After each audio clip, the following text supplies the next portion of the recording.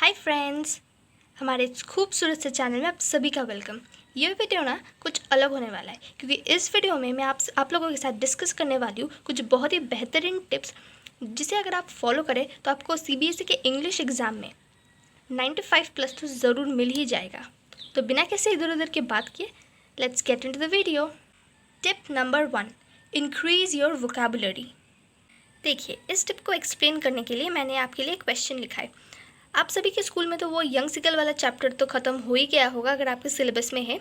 देखिए क्वेश्चन क्या कहता है, why did the young seagull feel very miserable on the Lay's.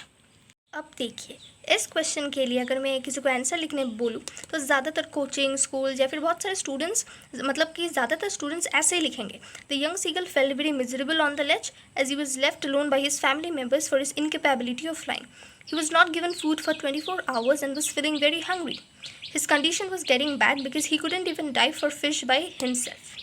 99% students क्या करेंगे, ऐसे ही आंसर को लिखेंगे, जो कि नॉर्मली ज़्यादातर स्कूल्स में ऐसे ही लिखाए जाते हैं। बहुत ही सिंपल और बहुत ही नॉर्मल सा एक आंसर है।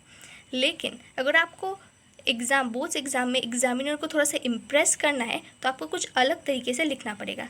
जैसे कि उसी आंसर को देखिए, मैंने नीचे सेकेंड पैराग्राफ में कुछ अलग तरीके से लिखा है। The young seagull felt very dejected on the ledge as he was left disregarded by his family members for his incapability of flying, and he was not given food for 24 hours and therefore he was famished. His condition was worsening as he couldn't even plunge into the water for fish by himself. अब देखिए, वो पहले वाले answer और इस वाले answer में difference क्या है कि कुछ बहुत सारे नॉर्मल वर्ड्स थे। जैसे कि देखिए, पहले वाले आंसर में ये वाला मिजरेबल, उसके बाद ही वॉज लेफ्ट अलोन, ये सब जो वर्ड्स है उसे मैंने रिप्लेस कर क्या लिखा है, मैंने यहाँ पर डिजेक्टेड लिखा है। उसके बाद ही वॉज लेफ्ट डिसरिगार्डेड लिखा है। उसके बाद मैंने यहाँ पर फैमिश्ड लिखा है, वर्सनिंग लिखा है, ये सब मैंने लिखा है। और इसके बाद मैंने ये भी लिखा है, couldn't even plunge into the water for fish by himself. इससे करके क्या होगा कि आपके ऊपर एक ऐसा इंप्रेशन आएगा कि एग्जामिनर को लगेगा कि नहीं यार, इस स्टूडेंट को इंग्लिश के वोकैबुलरी पे कुछ ज़्यादा ही इंटरेस्ट है, कुछ अच्छा वर्ड्स भी इसे पता है। और हाँ, ज़्यादा ही हाईफाई वाले वर्ड्स ना लिखे जिसे कि एग्जामिनर को ही पता ना हो, तो उसमें मार्क्स काटने के बहुत सारे चांसेस रहते हैं। तो नॉर्मल से लेकर मतलब अच्छे लेवल का वर्ड्स आप लिख सकते हैं। जैसे कि मिजरेबल को मैंने डिजेक्टेड लिखा है, लेफ्ट अलोन को डिसरिगार्डेड लिखा है, हंग्री को मैंने फैमिश लिखा है। अब ये सब ऐसे आप फॉलो कर सकते हैं। Tip number 2, brush up your grammar. देखिए, मैंने बहुत सारे स्टूडेंट्स को ये देखा है कि वो पहले कुछ मंथ्स ग्रामर को इतना ज़्यादा लाइटली ले लेते कि जिसके लिए उसके बोर्ड्स के रिजल्ट आने के बाद उन्हें रिग्रेट करना पड़ता है।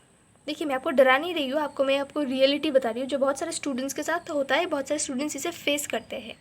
लेकिन आपको ये करना पड़ेगा कि आपको पहले से ही ग्रामर के ऊपर कुछ ज़्यादा फोकस देना पड़ेगा। देखिए, ग्रामर को आप वीक में 1 से 2 बार प्रैक्टिस कर सकते हैं, लेकिन आपको ज़रूर प्रैक्टिस करना होगा।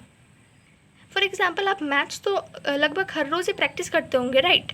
मैथ्स को आप इतना प्रायोरिटी देते हैं लेकिन ग्रामर को आप प्रायोरिटी नहीं देते, लेकिन ग्रामर को भी प्रायोरिटी देना चाहिए आपको। Grammar is equally important as your literature part as well as your writing part. इसलिए ग्रामर और राइटिंग पार्ट को बिल्कुल भी इग्नोर मत कीजिए। हम लोग क्या करते हैं, हमारा पोएम, स्टोरीज, इन सबको बहुत ज़्यादा टाइम देने लगते हैं और ग्रामर को भूल ही जाते हैं। लेकिन ऐसा नहीं करना है, ग्रामर को भी इक्वली टाइम देते जाना है हम लोगों को। Now let's move on to a third tip, that is underline the keywords. देखिए, बोर्ड्स का एग्जामिनेशन हो, चाहे वो क्लास 10 हो या फिर क्लास 12 हो, कोई भी सब्जेक्ट हो, इंग्लिश हो, साइंस हो, सोशल साइंस हो, जो भी सब्जेक्ट हो, कीवर्ड्स को अंडरलाइन करना बहुत ही ज़्यादा इंपॉर्टेंट है। आप अपने आंसर को पैराग्राफ में ना लिखकर पॉइंट्स में लिखिए, उसके साथ साथ कीवर्ड्स को भी अंडरलाइन कीजिए। इससे क्या होगा कि बोर्ड्स एग्जामिनेशन में कोई भी एग्जामिनर के पास उतना टाइम भी नहीं होता और उसका पेशेंस भी नहीं होता कि आपका मतलब पूरा वो आंसर को एकदम लाइन बाय लाइन पढ़े। और अगर आप आंसर को कीवर्ड्स को अगर आप अंडरलाइन करते हो तो इससे क्या होगा, वो एग्जामिनर वो चीज़ नहीं पढ़ेगा जो वो खुद चाहता है, वो वही पढ़ेगा जो आप चाहते हो। और हाँ, अंडरलाइन करते वक्त ये चीज़ एकदम ध्यान में रखें कि आप गलत चीज़ को कहीं अंडरलाइन ना कर दो, क्योंकि अगर आप गलत चीज़ को अंडरलाइन करोगे तो आपको एग्जामिनर को आपकी गलती पर वो एकदम अटेंशन चला जाएगा और आपको पूरा चीज़ पढ़ने लगेगा और भी गलतियाँ ढूंढने लगा। इसलिए अंडरलाइन कीजिए, लेकिन सही से अंडरलाइन कीजिए। आपको जो लगता है कि एकदम बिल्कुल परफेक्ट है, उसी चीज़ को ही अंडरलाइन कीजिए। So this was our third tip. Now let's move on to our fourth tip. और ये टाइम मैनेजमेंट के साइड से बहुत ही ज़्यादा इम्पॉर्टेंट होने वाला है. तो हमारा फोर्थ टिप है choose your strongest section two start with. अब देखिए, क्लास 10th के जो भी बच्चे या फिर जो भी स्टूडेंट्स एग्ज़ाम देने वाले हैं उसको तो अभी तक पता ही चल गया होगा कि इंग्लिश पेपर का पैटर्न कैसा होता है.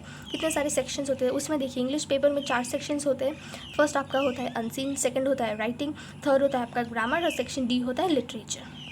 फर्स्ट ऑफ ऑल मैं बताना चाहती हूँ कि लिटरेचर एक ऐसा पोर्शन है, फिर ऐसा सेक्शन है जो आप घर से पढ़कर जाते हो. आप एकदम प्रिपेयर रहते हो कि लिटरेचर में कोई भी क्वेश्चन आ जाए, छोड़ेंगे तो नहीं उसे अच्छे से एकदम स्ट्रांगली उसे हैंडल करेंगे.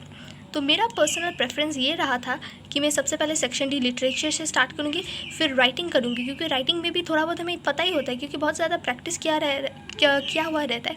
उसके बाद मैं ग्रामर करूँगी और लास्ट में अनसीन करूँगी, क्योंकि अनसीन एक ऐसा सेक्शन है जिसे हमें पता ही नहीं होता है कि क्या आने वाला है. उसमें थोड़ा बहुत आइडिया तो रहता है लेकिन एकदम स्ट्रांगली तो हम नहीं बोल सकते कि क्या आएगा. इसलिए लिटरेचर जो कि हमें पूरा पता है, मैंने वो मेरे बोर्ड्स एग्ज़ाम में मैंने लिटरेचर को पहले किया था, फिर राइटिंग को किया था, फिर ग्रामर को किया था और एकदम लास्ट में अनसीन को किया था.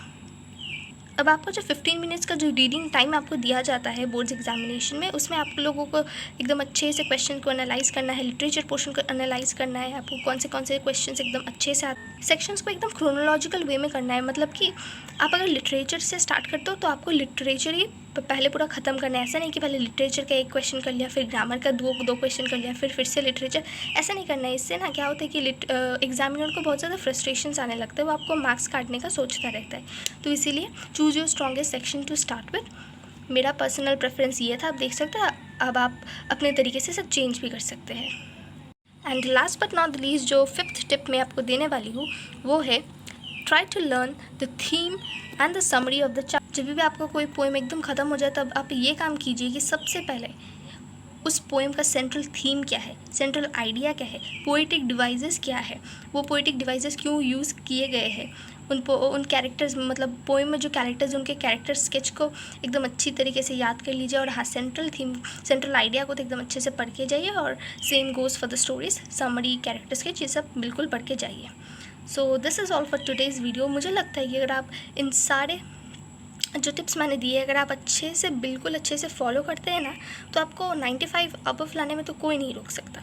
और हाँ, सिर्फ वीडियो देखने से तो नहीं होगा, आपको खुद भी कुछ एफ़र्ट्स डालने पड़ेंगे. मैंने भी एफ़र्ट्स डाले थे, ठीक है, आपको भी डालना पड़ेगा. आपको अच्छे से प्रैक्टिस करना पड़ेगा, ग्रामर्स को अच्छे से ब्रशअप करना पड़ेगा, रेगुलरली प्रैक्टिस करना पड़ेगा, कीवर्ड्स को अंडरलाइन करना पड़ेगा और एकदम कंसिस्टेंट और डिसिप्लिन मैनर में आपको पढ़ना पड़ेगा. तभी आपको एकदम सेटिस्फैक्शन वाला रिजल्ट मिलेगा. So this is all for today's video. मुझे लगता है कि आप सभी को इस वीडियो से कुछ भी हेल्प मिलेगा. और हाँ, इस वीडियो को सिर्फ देखना नहीं है आप लोगों को इस चीज़ को मैंने जो टिप दिया है, अगर आपको अच्छा लगता है ना, तो आपको इम्प्लीमेंट ज़रूर करना है. मतलब आप लोग का मिड टर्म ख़त्म हो गया है, शायद पोस्ट मिड टर्म आने वाला है, तो उसमें आप लोग इन सारे टिप्स से अप्लाई करके इन टिप्स को आप लोग इम्प्लीमेंट करके देख सकते हैं. और मुझे ज़रूर बताना कि आप लोगों को इससे हेल्प हुआ कि नहीं हुआ, आप लोगों का मतलब स्कोरिंग कैसा रहा, मुझे ज़रूर बताइए. मुझे बिल्कुल अच्छा लगेगा आप लोगों का कमेंट पढ़ने में. तो this is all for today's video. Thanks for watching.